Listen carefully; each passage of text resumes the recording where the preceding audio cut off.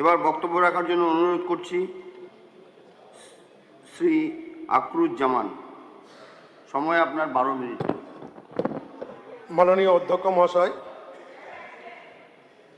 68 নম্বর দাবির বিষয়ে পশ্চিমবঙ্গ সরকারের মুখ্যমন্ত্রী এবং স্বরাষ্ট্র পার্বত্য বিষয়ক বিভাগের ভারপ্রাপ্ত মন্ত্রী ও শুভেন্দু অধিকারী, প্রতিমন্ত্রী বিশাল লামা প্রত্যেক বার্ষিক ডিবেটের 2026-27 অর্থবর্ষে যে বাজেট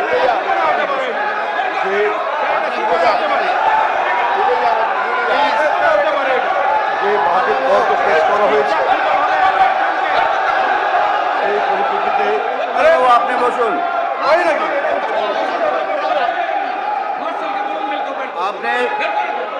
আপনি বসুন। আপনি বসুন।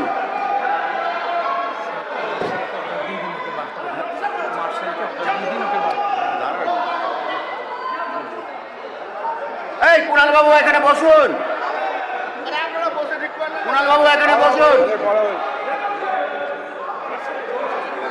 ছুটে যা না, ছুটে যেয়ে বলুন, ছুটে যেয়ে বলুন। কুণাল বাবু আপনি যদি না বসেন, আমি আবার বলছি, আপনি যদি না বসেন আমি বার করে দিতে বাধ্য হব আপনাকে।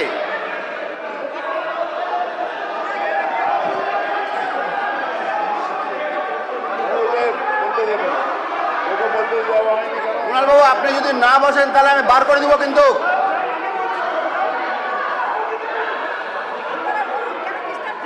আপনাকে কি বলছি, আপনি যদি শুনুন, এই কুণাল বাবু হাউস থেকে সাসপেন্ড করে ছুটে বলুন না, যে সাসপেন্ড করে দিল। ছুটে বলুন। আপনি যদি না বাড়ান, আমি আবার বলছি, আপনি যদি না বসেন আমি কিন্তু সাসপেন্ড করে দেবো আপনাকে। বার করে দিন তো ওকে, বার করে দিন একদম ইমিডিয়েটলি বার করে দিন ওকে, বার করে দিন। কোনো কথা শুনবেন?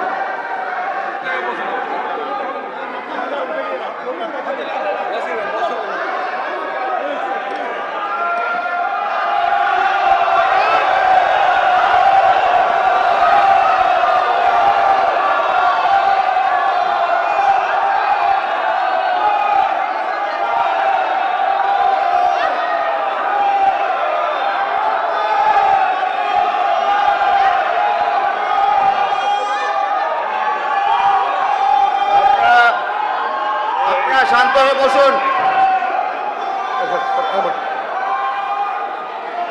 ধন্যবাদ। মাননীয় স্পিকার স্যার, আবার টাইমের দিকে একটু লক্ষ্য রাখবেন। মাননীয় স্পিকার স্যার, আবার টাইমটা এখন থেকে শুরু করলে ভালো হয়। মাননীয় অধ্যক্ষ মহাশয়, আমাদের সতীর্থ বিধায়ক যেভাবে, মাননীয় সদস্য আপনি একটু বসুন। মাননীয় আমাদের মুখ্যমন্ত্রী আপনাদের সামনে বক্তব্য রাখবেন। মাননীয় অধ্যক্ষ মহোদয়, প্রতিবাদ অনেক রকম হয়, এখানে 5 বার 7 বার 8 বারের বিধায়করাও আছেন। এই রকম অসভ্যতা আমি বিধানসভায় আমরা আগে দেখিনি। আমরাও বিরোধী দলে ছিলাম, শাসক দলে ছিলাম, আছি। মাননীয় আখরুজ্জামান সাহেব এই বিধানসভার অনেক দিনের মেম্বার, প্রাক্তন মন্ত্রী। উনার বাবা হাবিবুর রহমান সাহেব মুর্শিদাবাদ জেলার আপামর মানুষের একজন শ্রদ্ধেয় ব্যক্তিত্ব। আজকে যেভাবে মমতাপন্থী তৃণমূলের একজন সদস্য তাকে কার্যত শারীরিকভাবে নির্যাতন করতে এগিয়ে গেছিলেন, আমি মুখ্যমন্ত্রী হিসাবে এবং লিডার অব দি হাউস হিসাবে এর তীব্র নিন্দা করছি।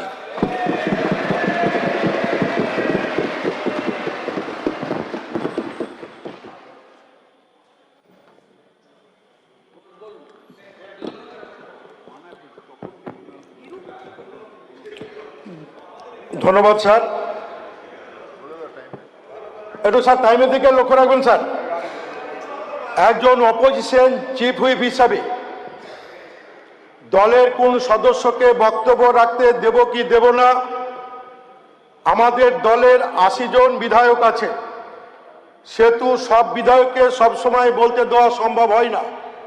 অনেক বিধায়ক বক্তব্য রাখতে চান, আমাকে দল এই দায়িত্ব দিয়েছেন, আমি আমার দলের যাকে ভালো মনে করব, যারা ভালো বলবে তাদের বলতে দেবো, এখানে কাউরি কিছু বলার থাকবে না। কারণ 80 জনের মধ্যে সবাই বলতে চাইলে 80 জনকে বলতে দেওয়া যায় না, এটা ওনার জেনে রাখা উচিত ছিল।